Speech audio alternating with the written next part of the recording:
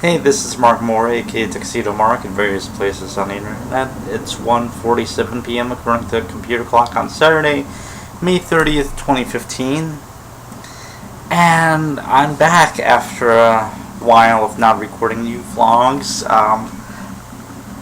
My mom was home for vacation. I just didn't have any free time to myself to record anything. But now here is here's my review of Afterlife with Archie number 8. Okay, this is chapter 3 of Betty R.I.P. Okay, so this story is a bit longer. That's why there's only short backup reprint strips in the back, 3 one-page things. But anyway, so this let me count how many pages that this is. Oh, nice little the little text at the beginning and the picture. It's a reference to A Christmas Carol. It's about Jason Blossom being dead. Okay, so this is 1 month after number 7. It's on Christmas Eve, but there's going to be some flashbacks in here too. Let me just count the number of pages of story.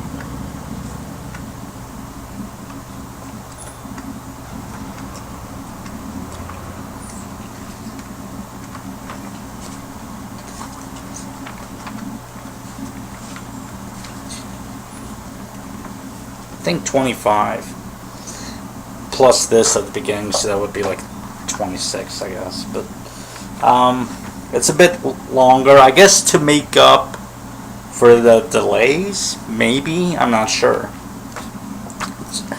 The price isn't any extra. At some point, it got bumped up to $3.99.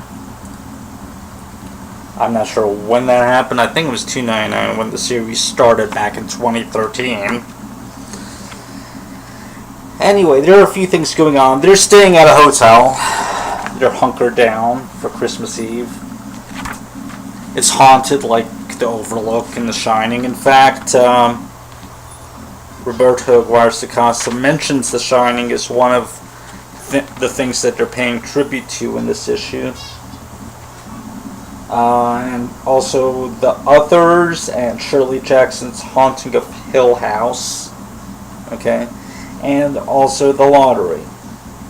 I read The Lottery back in college, I think. It was a horrible story. I hate it. It makes no sense. But anyway. So there are a few things. Archie's drinking root beer, I guess. I mean, can't have him hitting the booze, I guess, but he's talking to a ghost of Jughead, who's this bartender. So yeah, the hotel's haunted. Archie sees Jughead and talks with him.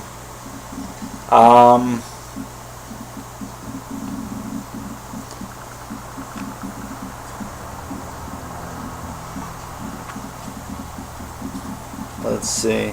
Reggie sees ghosts of everyone, according to Jughead. Yeah, hotel's haunted. Whee. Come on, focus. Will it focus? Okay. So that's going on.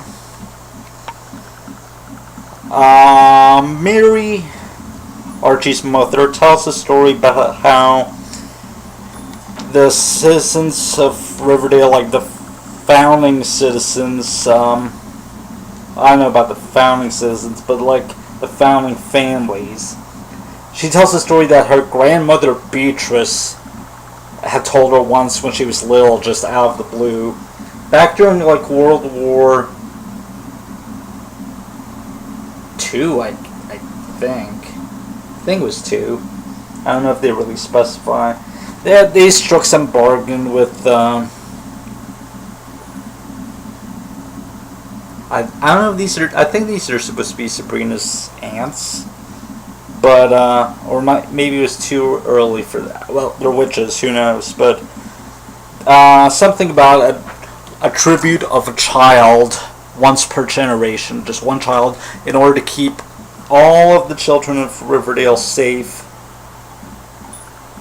Um, they mention the elder gods, the lords of Carcosa, to safeguard the rest, including any others that you might have forever. Well, they failed in their part of the bargain, didn't they? I mean, how many freaking kids died during the zombie apocalypse? Turns out that Jelly Bean Jones, you see her, like, in the last scene, she was the last of the tributes. The witches took her away. But anyway, at the end, Archie proposes to Betty.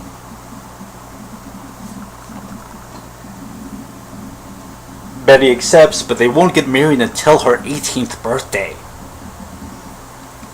I guess she can't have, like, any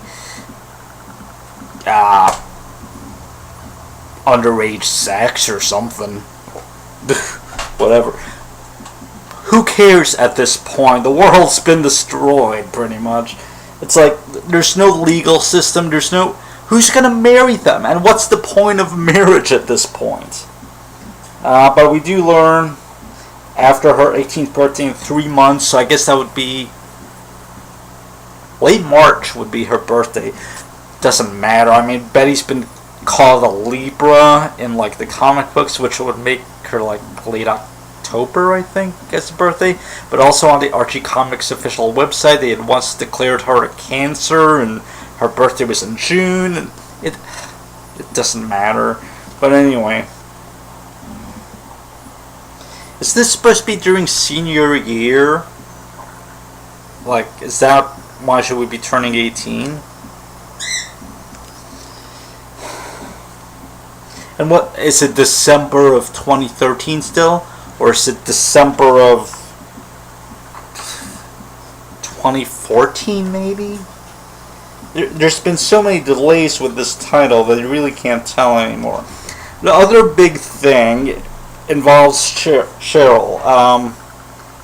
After she had emerged from the woods, Mary Andrews, Archie's mom, took charge and had Betty and Veronica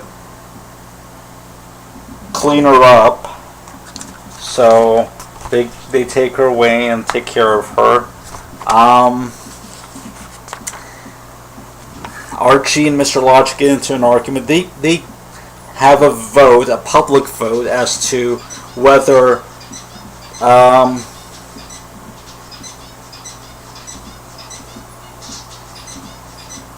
whether she stays or goes.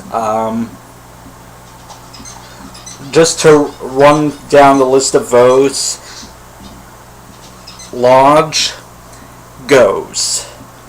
That's Mr. Lodge. Veronica goes. Smithers goes.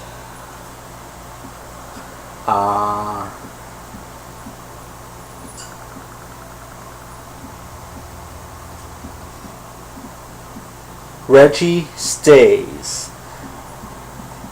Betty stays.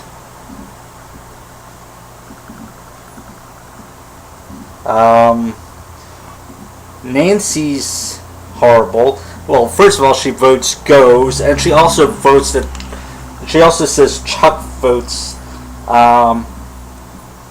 goes as well, and Chuck doesn't even really put up much of a fight. He doesn't really put up a fight at all. Dilton stays. Ginger stays. Kevin abstains from voting.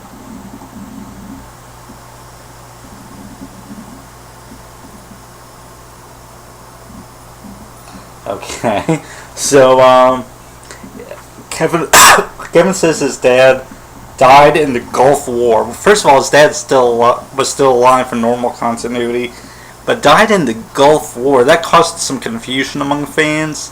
Does he mean the Gulf War from like 1991? That doesn't make any sense. Kevin wouldn't have even been born yet. I think he means like the more recent Iraq War, but anyway. I love what Mary Andrews says, "I won't leave a child, any child behind." And she votes stays. Archie votes stays as well, so Cheryl is protected. So, okay, so one night Archie is helping Betty get settled, and Cheryl comes in to get Betty, and just the girls, in fact, and she has a meeting with them to tell them something. But Betty keeps it a secret. She won't say anything, but whatever this is, Cheryl's like tearing up over it. I think it has to do with, like, if I had to guess, Jason, like, molesting her and having an incestuous relationship with her.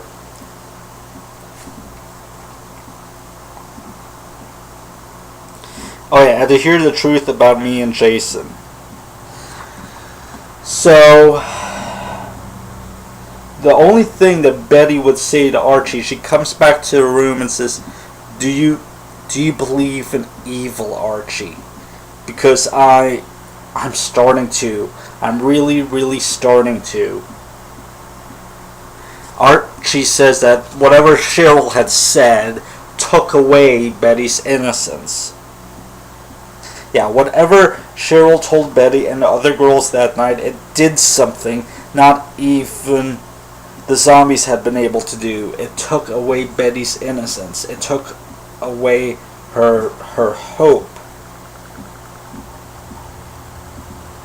So, that's really interesting. I have no idea. What,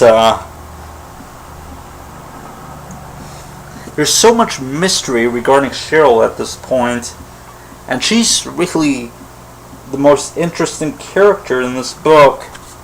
I mean, Mary looks out for her and has Betty and Veronica take care of her, and you just don't know if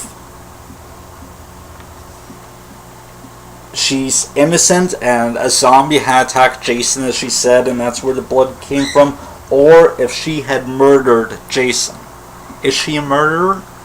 Who knows? And how do you treat someone that might or might not be a murderer? What do you do? Betty chose, innocent till proven guilty. So, we might never know the truth unless, a flashback from Cheryl's perspective shows it. But, she's sitting alone in a tent while everyone's passing judgment on her. And I feel sorry for her.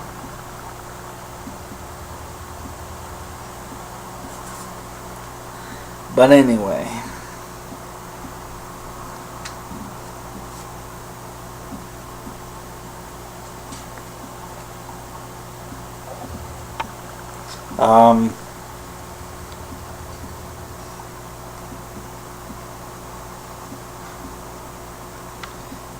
But yeah, one of two things. Zombie killed Jason, then Cheryl killed the zombie, and that's where all the blood came from. That would be this panel. Okay, Cheryl killing the zombie. Or Jason and Cheryl went into the woods, only Cheryl came back alive, covered in blood, holding a bloody machete, ergo Cheryl killed Jason. So here's Cheryl taking machete to her brother.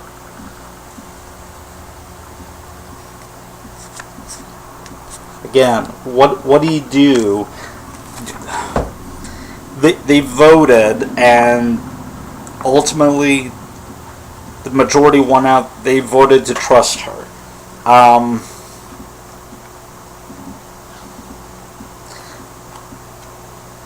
Am I the only one that got kind of reminded of Amanda Knox during this scene?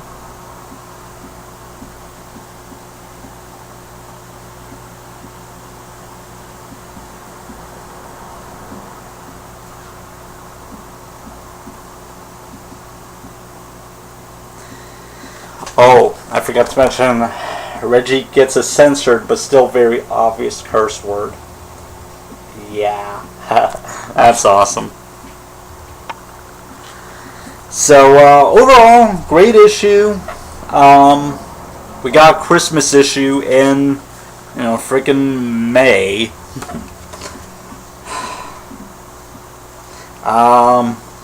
Next issue will be Reggie centered. They said they're gonna. I think it was the writer said that they're gonna dissect Reggie, literally dissect him in the next issue. So I'm guessing Reggie's gonna die in issue number 9. Dunno, but we'll see. Overall, I really enjoyed it, and I look forward to the next issue. And it's 2:03 p.m. and that's it. Thanks for watching.